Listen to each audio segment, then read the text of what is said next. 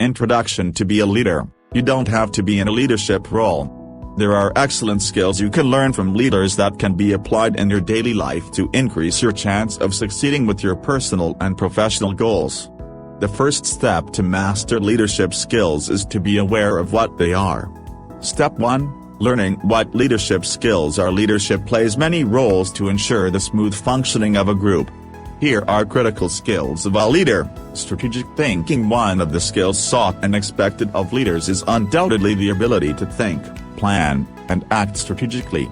This skill allows you to identify opportunities that will bring value to your life. It also allows you to challenge the status quo and move toward abundance. Inspiring and motivating. An inspirational leader helps you bring out the best in yourself. A motivating leader pushes others to do more and brings out the best in others. People who work for an inspiring leader are enthusiastic, encouraged, energized, motivated, and engaged. Critical thinking, analyzing and problem-solving abilities. Too often, we focus on the symptoms rather than the cause. When a leader is faced with a problem, he utilizes critical thinking and analyzes the problem, finding solutions. A leader will identify the real issues underlying the symptoms by asking the right questions.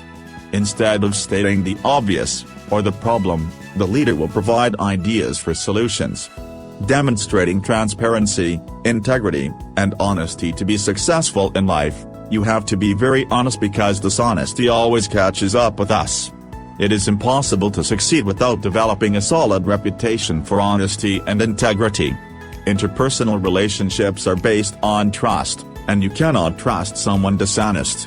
As a leader, integrity is a crucial success factor, and the most critical persuasive tool a leader has. Honesty is the basis on which all other aspects are based. The leader is a model of integrity for others, and it's about being a role model to inspire others to behave similarly. Recognize others. Great leaders are not afraid to recognize the skills of others and also support others in their development. The leader truly believes that everybody has the opportunity to learn and grow. Learning, creating and innovating. Not only are leaders supportive of others' learning, but they also thrive in learning new things. They love creating and innovating in their area of expertise. They are not afraid to say they don't know and learn about it. Leaders embrace changes as an opportunity to grow. Driving results. Leaders know how to drive results because their goal is clear, and they know how it relates to others. That is why they drive results, because they know how to engage others in actions that will lead them to success. They understand how people are involved in the goal and find ways to spark that passion in others to move forward. Communicating in a powerful and effective way. It is one thing to know where you are going, it is another to be able to communicate it in a clear way that others understand you. A leader's communication is clear, open, and in alignment with their actions. The biggest communication tool a leader has is his behavior. What you see is what you get. Building relationships. It is believed that most leaders who are in a leadership role have acquired that role because of the relationship they have built. You are probably familiar with the following expression: it is not what you know, but who you know. Knowing how to build relationships is vital if you want to be a strong leader. Not many people will follow a person they cannot relate to. Step 2. Assessing your skills. Since leadership is not a skill most of us are born with, it becomes essential to be aware of assessing our skills. Discover where you lack and what you need to improve on. The following questions will help you have an idea of your leadership skills and how much work you need to dedicate to your development. Here are 14 questions that will help you define your leadership abilities. 1. Can you identify your 3 main strengths? 2. Can you identify your 3 main areas of concern? 3. Do your actions reflect your words and values? 4. Do you listen carefully to the ideas of those who disagree with you? 5. Are you bold enough to ask for feedback on your behaviors and use the information you gather as a tool to get to know yourself better? 6.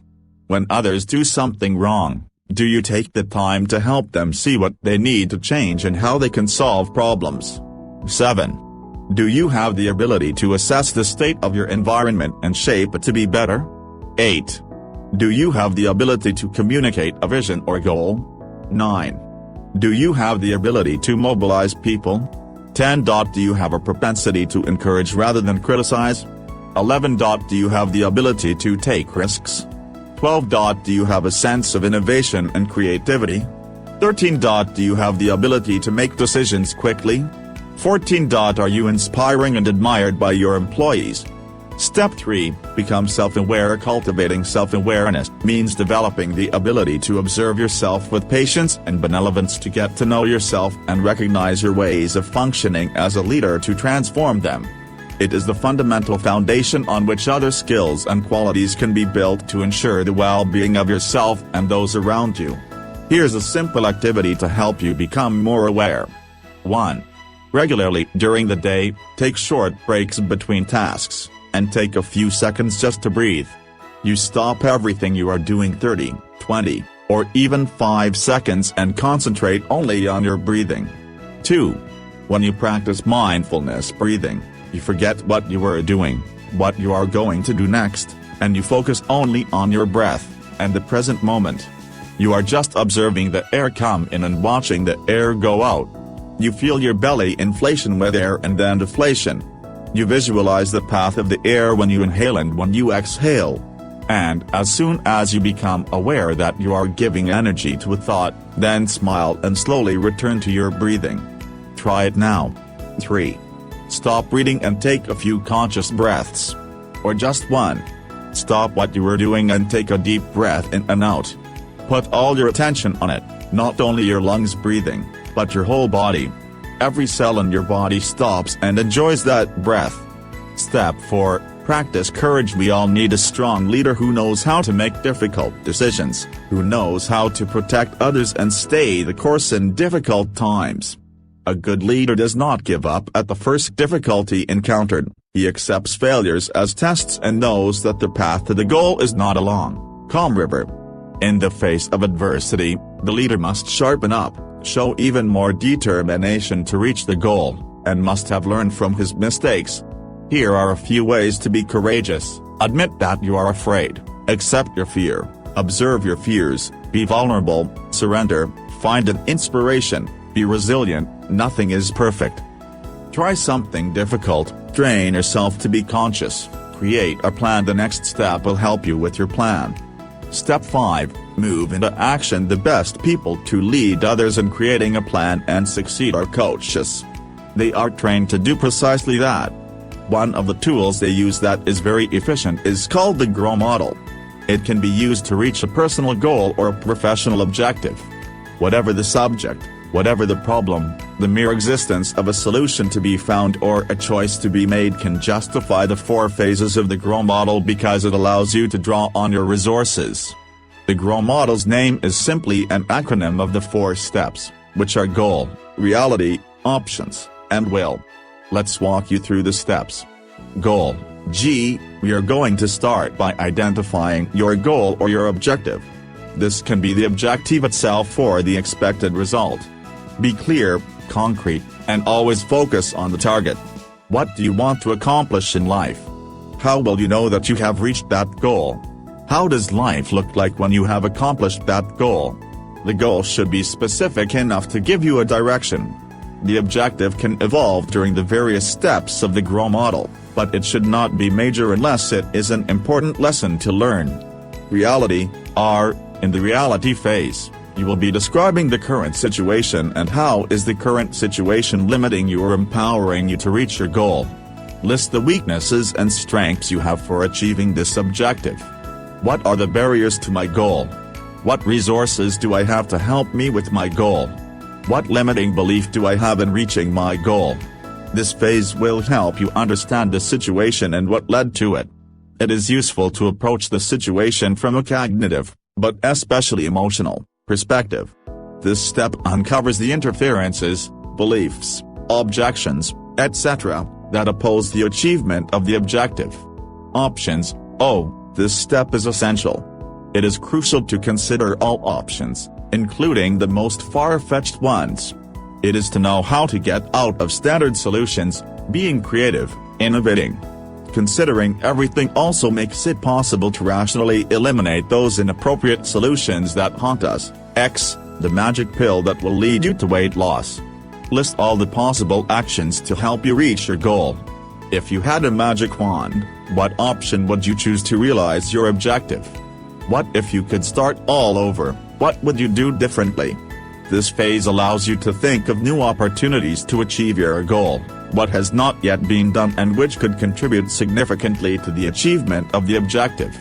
It will help you support the implementation of behaviors, improvement of a process, and modification of the time frame.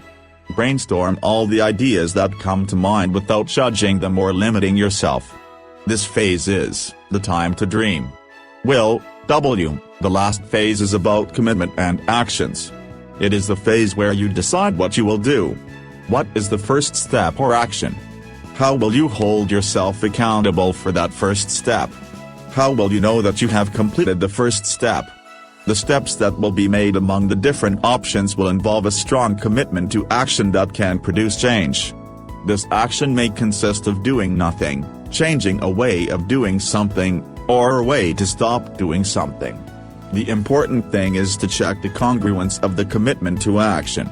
Once you have completed a cycle, go back to the option phase, and see if you can accomplish another action. Repeat it until you reach your goal. As you can see, the GROW model is adaptable and straightforward. It is a perfect tool for the leader in planning for success. By applying the 5 steps above, you will acquire the skills, knowledge and tools that will help you on your journey to lead your life.